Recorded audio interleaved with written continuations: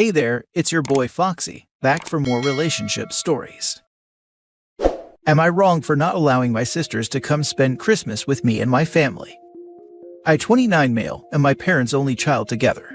My dad 55 male had an affair, which resulted in a pregnancy, and my mom left him over it. The woman had twin girls Bella and Amy, both 19, and I deeply resented all three of them for many years. With time and therapy, I was able to let go of most of my anger, but I will never be close to Bella and Amy and just opted to be polite whenever I saw them or their mom. In a tragic twist of almost laughable karma, it was revealed that the woman my dad left my mom for wasn't as true to him as she led him to believe, and that Bella and Amy weren't his. It got nasty, and they divorced when Bella and Amy were 16. My dad agreed to still be a part of Bella and Amy's lives at the time and so opted for 50-50 custody. However, after a health scare, Bella decided she wanted to find and reach out to her bio dad, and while my dad wasn't happy about it, Bella soothed his worries when she stated that it would only be for medical purposes, as she had no desire to have him in her life. My dad helped Bella find him and they had a meeting and never said anything about it again. Unfortunately, it was revealed that Bella lied and was still seeing her dad in secret, and Amy eventually joined her. My dad wasn't happy about it and there was an argument, but when Amy brought up how it was their right to see their dad, something in my dad snapped. He got quiet and told the girls that they were right, and when Amy and Bella left to spend the summer with their dad and his family, my dad put the house up for sale, moved all of Amy and Bella's things to a storage unit, deleted his social media, and changed his number. My dad then sent a letter to Bella and Amy to their mom's place, explaining what he had done, and that they had 30 days before he cut off all financial support, like college funds, phones, etc., saying that since their bio dad is so important, that he can be their father fully. My dad hasn't spoken to the girls since, and his side of the family is on his side thinking that Bella and Amy are ungrateful and just as disrespectful as their mom. Bella and Amy have reached out to me to help them see and talk to my dad again, but I don't want to get involved. I don't even know where to find him, we just call, text, or FaceTime each other. My father finally reached out asking if he could come spend Christmas with me, my wife, our daughter, and my wife's parents, and I agreed. I'm not sure how, but Bella and Amy found out and told me that they were going to over too. Not ask, but told. I said no. I know that eventually my dad is going to have a talk with Bella and Amy, but I don't want that drama at my house during my daughter's first Christmas.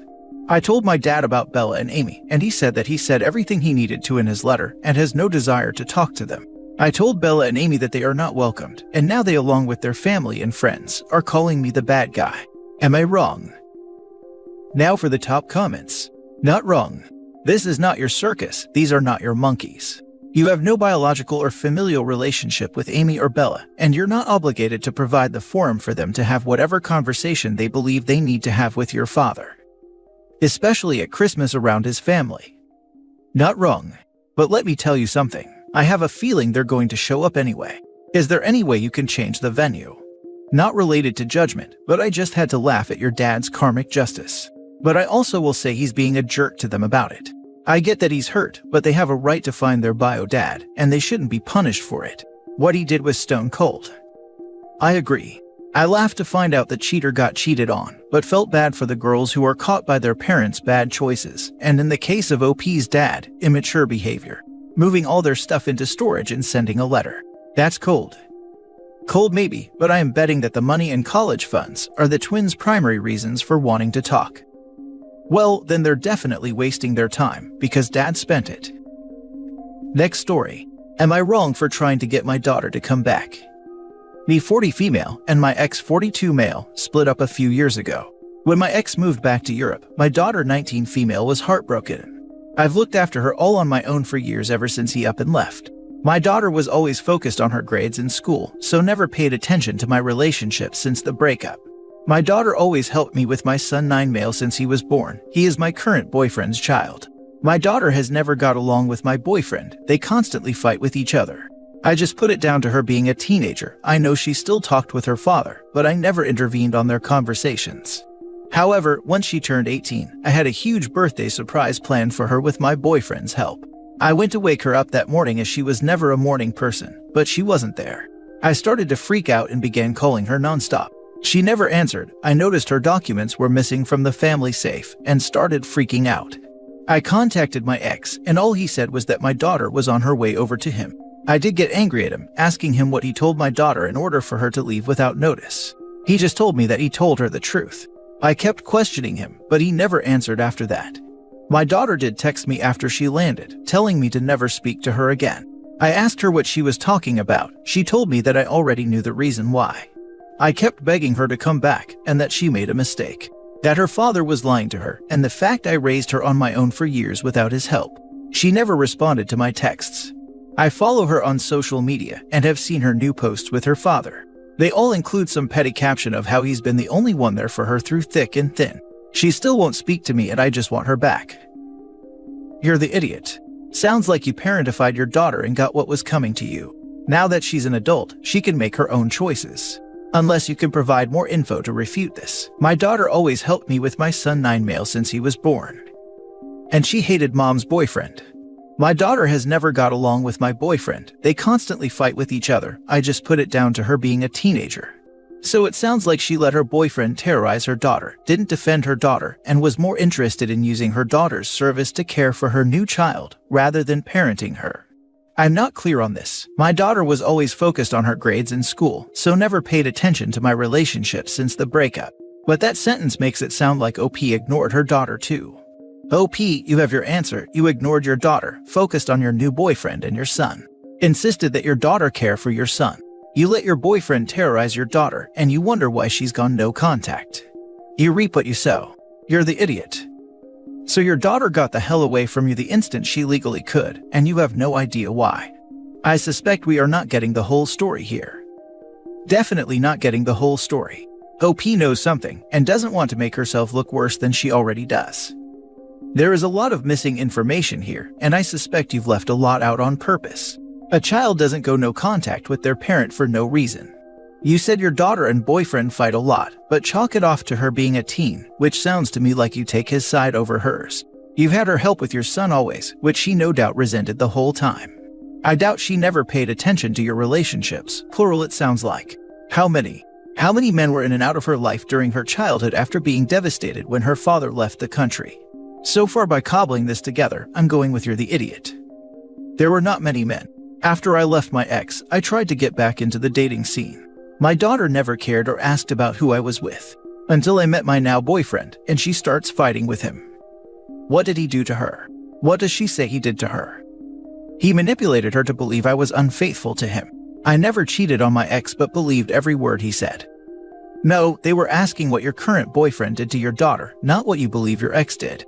The problem is coming from inside your house. Next story. Am I wrong for letting my sister's kids live with me? I 50s female, have a sister in her 40s, who sees herself as my family lives in a camper van Instagram influencer. In 2020, she, her husband, and their 4 kids moved into a camper. They homeschool the kids, travel all over the US, etc. They come to visit for holidays, but we don't see them besides that. My husband and I are the opposite. We have 4 kids and live in a big, beautiful house in Colorado.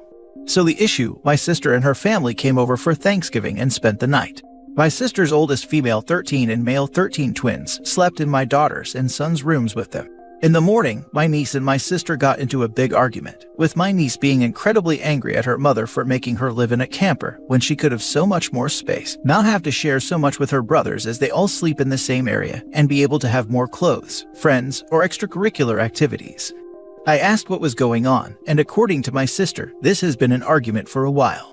Money is not an issue, as they had a house before and sold it for a huge amount of money. My sister has a trust fund and a job, but she just likes living in a camper. After a brief conversation with my husband and my children, we offered in private to my sister to take my eldest niece in. We have extra guest rooms and could make one a bedroom for her. There are great schools in our area. We'd pay for everything for her, etc. She instantly said no, that she knew what was best for her daughter, that she would miss her siblings. We didn't mention it again. Well, my youngest female 13 told her cousin about the offer.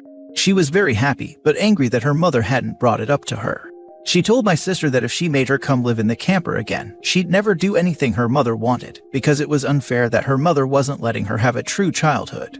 While I don't condone tantrums like that, I understood where she was coming from and helped convince my sister.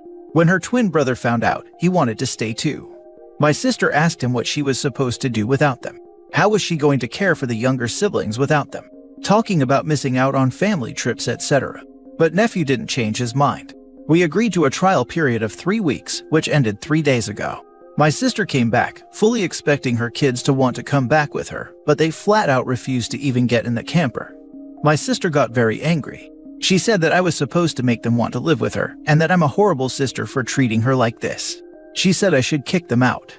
But I said no, and she said that I'm a massive jerk, and told her kids to not expect her to come back for them when they got tired of maximalism. Now her kids are sad, but they still don't want to leave, and I'm worried I've ruined my relationship with my sister. Am I wrong here? Edit. I have been told that the technical name of the vehicle I'm referencing is a motorhome. It's one of those large house on wheels thing. I thought they were called campers since that's what my sister always calls it. Someone in the comments mentioned I should add this here that we have temporary guardianship signed by my sister.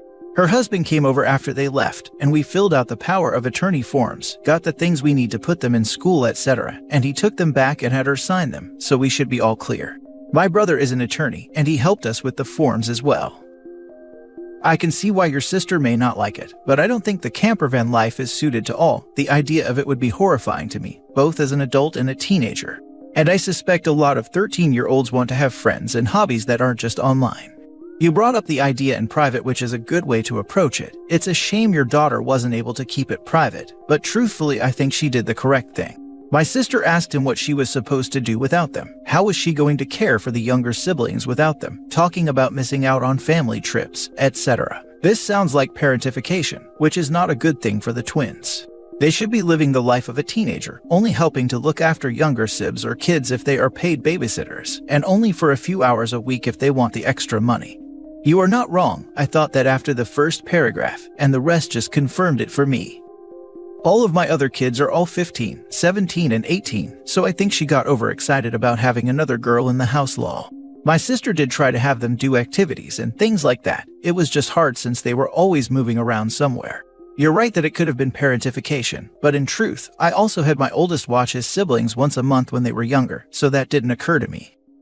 I think it will be beneficial for the nephew to have some brothers as well, as they may be able to introduce him to other activities. But in truth, I also had my oldest watch his siblings once a month when they were younger, so that didn't occur to me. I think once a month would not be considered parenting, more like babysitting, and I suspect you paid him, maybe not in money but at least in kind. She said care for the younger kids, which to me says it's more than a once-a-month favor. It may not be parentification, but it reads like it's on the path towards it to me. Last story. Am I wrong for telling my aunt that I'll put her in a nice nursing home? I 17 female, aunt 49 female, is pregnant with her second child. Yes, I typed that right, she is 49, and she did IVF. Yes, this is another story about her. I'm going through all of the college application stuff right now, and over a weekly Zoom call, my aunt started asking me and my mom some questions about all the paperwork and stuff we've had to do for me. My mom answered some of her questions, but realizing how confusing all of these are, my aunt laughed and said that it didn't matter because all of this will probably be different in 16 years when she has to do it for her kids. She then continued and went, OP will be in her 30s by the time my kid goes to college. It's good, she'll be all set up, so they don't have to worry about us. I have to admit I could have let that slide, but in my pure confusion, I asked her what she meant, and God, I wish I didn't.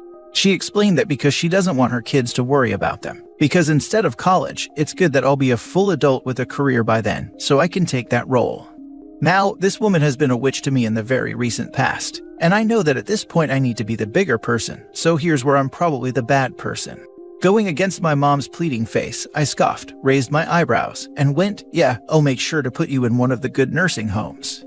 I was very quickly ushered out of the room, and I could hear the ensuing fight from downstairs. My aunt and her husband are angry with me and claim that I don't care about my cousins at all, that I don't care about my family, and that I could have just shut my mouth. To be honest, I can see the latter part of their point. She's pregnant, she's raising a small child, and maybe I should have just shut my mouth. So guys, am I wrong? So wait, is she saying that you, her niece, are her retirement policy? No, you have to shut that down. Seriously, not in the wrong here.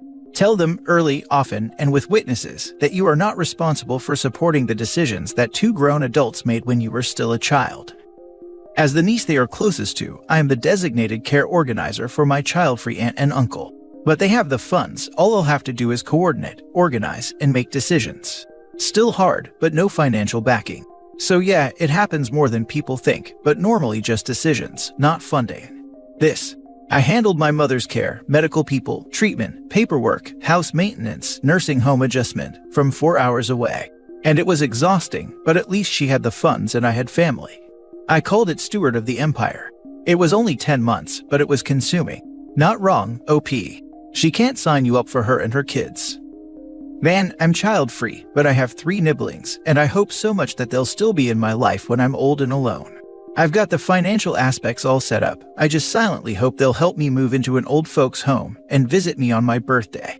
I find even that a lot to ask of people who will then be in their prime, probably with small children of their own, and who are absolutely not obligated to do anything for their aunt as they've got parents too. To think that this lady just plans on having her niece take care of her. Laughable. OP, not wrong.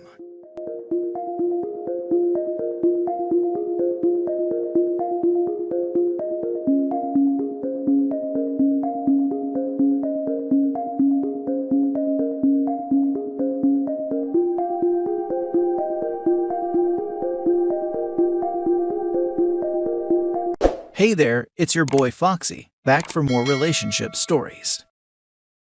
Update. My mom took my cheating ex-girlfriend's side over mine, and I can never forgive her. Original post. I was raised by single mom. My dad died 2 years after I was born. I focused on my career for the most part of my life and my mom supported me doing that. But when I was 20, I met my ex-girlfriend and we got together. We were colleagues first, but she told me she'd work in a different sector soon, and in her new workplace she met a new guy who she fell in love with while being in a relationship with me. I only found out because she admitted to sleeping with him to me after she went out for girls' night with her friends. I immediately broke up with her and threw her out. A few hours of me trying to process what happened, my mom called me and yelled at me that she hasn't raised me like this. I was confused and asked what she meant, and she said that my ex-girlfriend accused me of cheating on her and that she found proof of that on my phone. I couldn't believe what I just heard.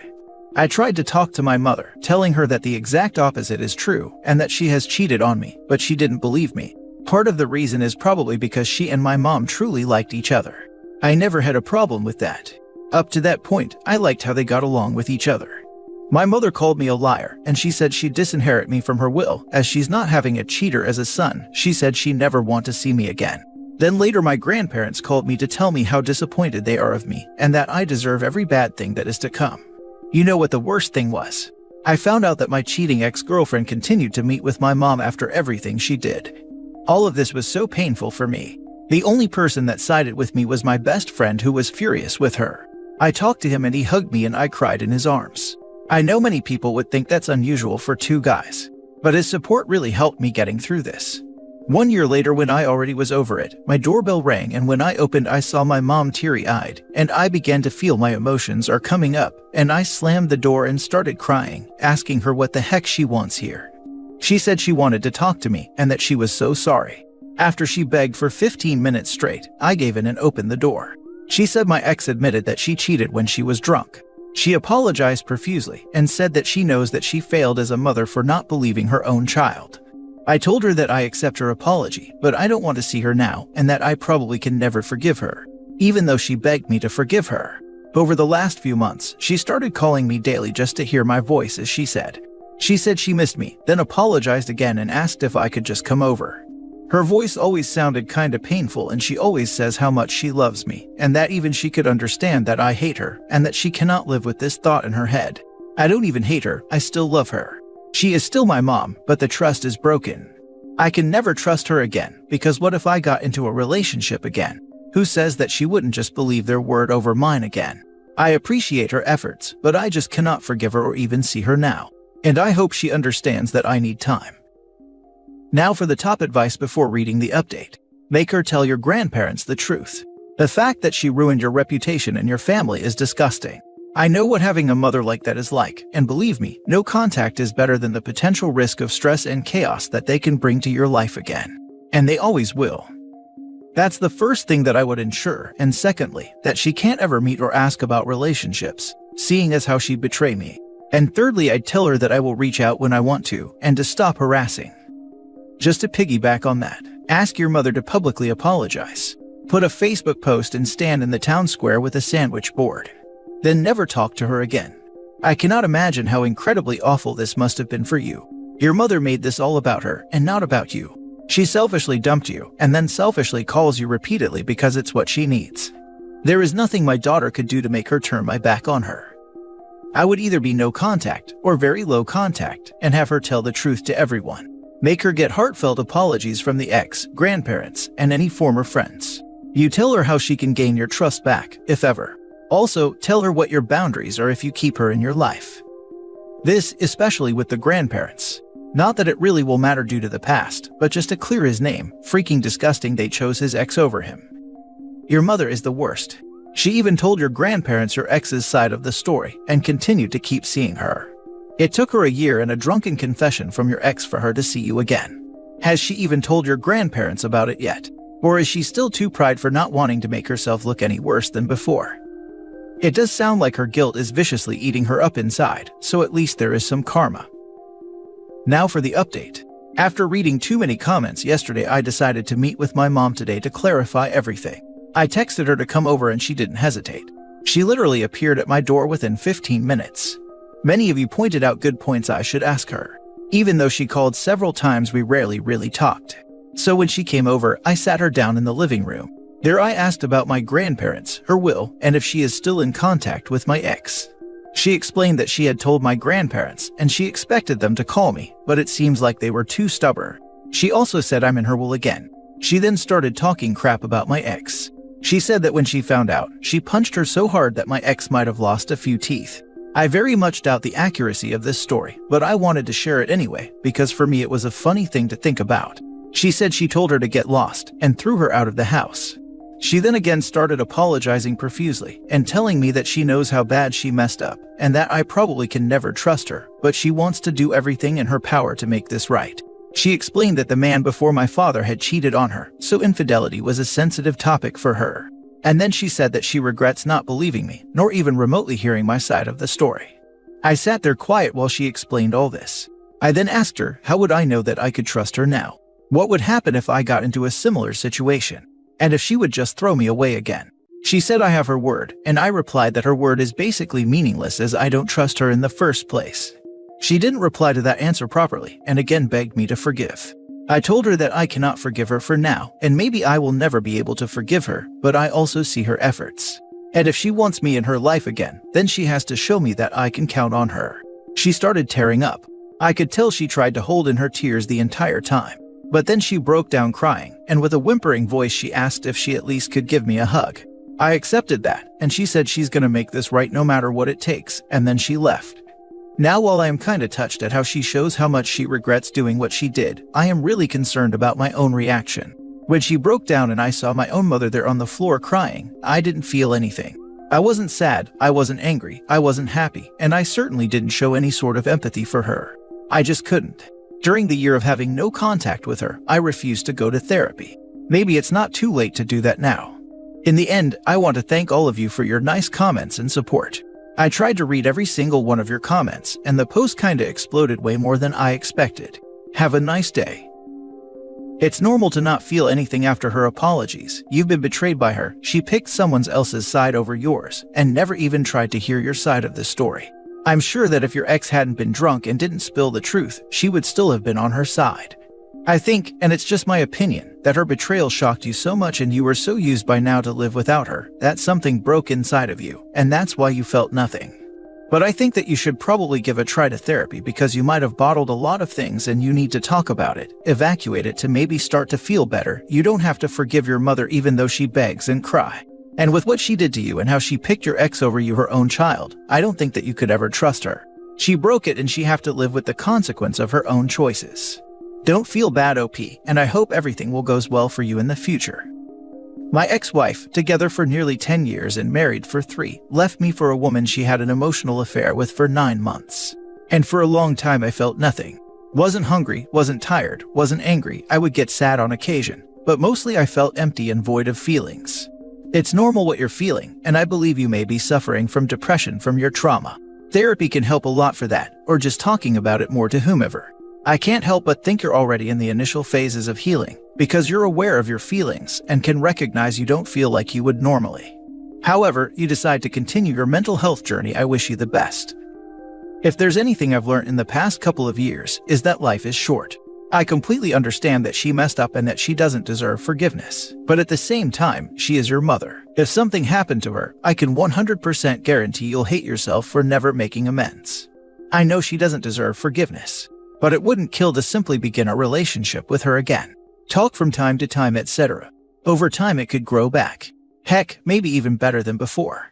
As for therapy, it's never too late for therapy. My 58-year-old dad has some skeletons in his closet from when he was a child, and he could very well go to therapy now and get rid of some of those. You're right. Life is too short to worry about the toxicity of traitors. OP should most likely cut her off for good. Last story. I just destroyed a marriage. Today, I just destroyed a marriage out of spite. I met Mike while I was on a work trip in his city. I work for a company that does events and marketing in different cities in Europe, and it's part of my job to travel to these cities and be present at events. I met Mike in April. He and I matched on Tinder, had a nice little chat, and agreed to meet up for dinner that same evening. We immediately hit it off. I was in his city for a week, and we met up every night that week. We'd meet up once we're both free in the evenings. We hooked up after our second date, and there was really good chemistry. Since I live in a neighboring country just 5 hours away from his, we kept in touch. Our communication through text was seamless. It's like we never ran out of things to talk about. Every now and then we do video calls. He keeps me constantly updated with his life and would send me photos and videos of what he's doing at work, during his football games, when going out with friends, etc. I even asked my manager if she can assign all events in his city to me, and she approved. Didn't question me as long as I did my job well. So for 6 months, we were able to maintain a long-distance relationship, with me traveling to his city for work once or twice a month. We'd go on dates, and I usually just let him sleep over at my hotel, since his apartment is 30 minutes away from the city center. He visited me a few times in my city on weekends since it was accessible by train. Now let me preface this next part by saying that Mike is not big into social media. We followed each other on Instagram, but there are no posts on his feed. I don't use Facebook a lot, so I don't see the point of adding him there. Mike is a pretty private person. I know a lot about his hobbies, what he does for fun, and some background on his family, but I didn't know a lot about his past relationships. I opened up to him about mine, but I never obligated him to tell me his. One time, I got curious and did a little snooping on Facebook. When I searched for his name, I saw a woman with the same last name tagging him in a life event saying they got engaged. I did more snooping this time on Instagram, and that's when I found out. Mike is married. I found the woman's Instagram account, and it was filled with photos of them. He was never tagged in any of the photos, so it didn't show on his profile. The last photo she posted of them was 2 months before I met Mike on Tinder. I confronted him. He denied it at first, until I showed him screenshots of what I discovered, and that's when he told me everything. That he is married but having problems for months now. That he still lives in their apartment, but he sleeps on the couch or at his parents' place. That he's been trying to fix things with her for a few weeks now, while in a relationship with me. I got angry. I told him that he should have ended it with me the minute he decided he was gonna fix their marriage. I called him a coward and a liar. He apologized. I told him that I will tell his wife everything. He begged me not to. He begged me for an hour on the phone, and I just listened to him making pathetic excuses.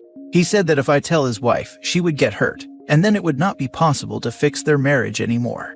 I told him that I didn't care and that he doesn't deserve my sympathy. So, I told her via Instagram. I sent her screenshots of him denying that he's married. I sent her screenshots of sweet messages, heart emojis, and dirty photos that he sent me. I sent her screenshots of him saying he loves me and how much he misses me. She saw all the messages, left me on read, and then deactivated her account. He then called me saying that she is crying and angry, and threatening to leave him. I told him he deserved it. I didn't mean to hurt her really, but it was the only way for me to hurt him. I wanted him to be in so much pain, and I felt bad that she had to be hurt in the process.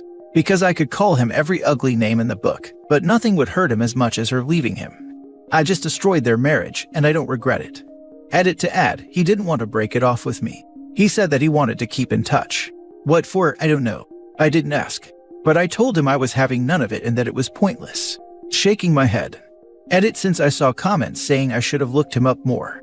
Here's why I didn't doubt him or bothered digging for more information about him. He was pretty consistent. We text every day and call or video call a few times a week. He always sends me updates on what he's up to during the day. He'd send gifts, flowers, chocolates, the usual. Every once in a while. Whenever I'm in his city for work, he'd always stay the night with me, and each of my trips would normally last for 4 to 5 days. which I think is pretty hard to pull off if you're married, because how will you explain to your wife not going home for a few nights in a row? We also don't just stay in my hotel room, we go out on dates. I don't think married people are okay with being seen out on a date in his city with someone else. So there. They don't have any children. Mike said he didn't want kids. I also don't want kids. I think this is important to talk about even in the early stages of dating in case things get serious. We're all in our early 30s in case y'all are wondering. To those saying that the only reason I was angry was because he was trying to fix things with her. Here are my thoughts. When I first found out, I saw a few possibilities. Either he was cheating on his wife from the start, or they did have a problematic marriage and were broken up, but not divorced yet. The wife is not from Europe, so if they get a divorce, she wouldn't be able to keep her residency. So if it honestly was the latter, then yes, maybe things could still work out between us. Because people going through a divorce are allowed to date as long as the other person knows. He said that they did broke things off, but are still living together, which is why he managed to sleep over for consecutive nights whenever I was visiting. And that it was a few weeks ago when he decided he wanted to fix things with her. Of course, I was mad that he strung me along longer instead of just giving me an out. Now for the top comments. You didn't destroy his marriage. Mike did it himself. When I read they met on Tinder, nothing is on her anymore. He destroyed his marriage. Please do not entertain him at all if he comes crawling to you after his wife leaves. If she leaves. I already blocked him and unmatched on Tinder. Just be prepared that their marriage is not destroyed. They'll probably stay together regardless. You just keep to yourself and live your life. That's what happened when I exposed my ex and the married father she was having an affair with to his wife. No regrets about telling her, and I was really disappointed in my ex. As far as I know, the dirtbag and the wife are still together, but at least she knows. Whatever the aftermath, it's none of my business as I know neither of them. I think it's very normal actually for people to not break up, mostly in a marriage and mostly with kids. For the simple reason that it's way more convenient and logical to stay with your partner, mostly if you have kids, and just open the relationship and make it an open marriage. Even Adam Levine's wife was okay with the cheating, but she was annoyed that it went public. I'd say many relationships don't have divorces. If it was me, I'd probably do the same. If I didn't have enough money, I'd stay with my husband. I wouldn't sleep with him, and I'd just go and sleep around, or even find me another serious relationship with a man. If I had enough money to pay for a whole house all by myself, maintain my kids and everything, then I'd probably get divorced.